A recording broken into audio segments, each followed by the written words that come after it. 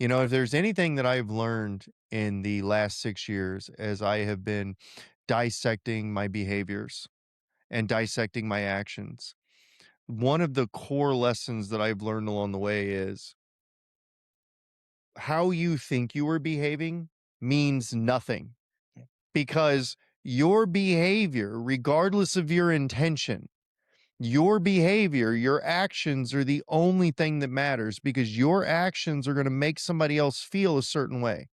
And they're going to create feelings and things that are valid and justified in that other human.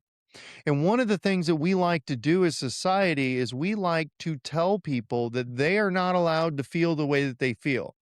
I went over here, I acted a certain way, I made this person upset, I made this person mad, I hurt them, whatever the case may be, put your own label on it.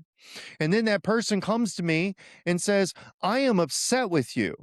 And then I spend the rest of my time being defensive, explaining to them why I didn't mean it that way and they're being too sensitive and they shouldn't feel that way. Mhm. That's terrible, guys. And everyone out there, I'm sure that that resonated with a lot of people if it's not something that you're still doing to your spouse or your children today or others, right? You have to be responsible for the consequences of your actions and your behaviors and your words, regardless of what your intention is, Mhm. because those things are going to be received by other people, and how they are received by other people. In most cases, there are always people that take things that are not applicable. And so you can wipe the board on some of that. But in most instances, especially with people that love you, you are responsible for how you are making them feel.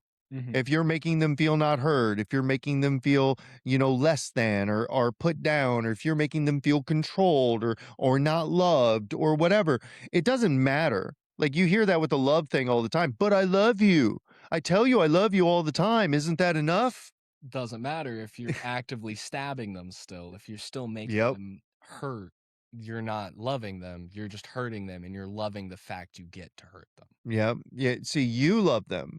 Mhm. And then because you love them, you think that they should feel loved regardless of your behavior. Mhm.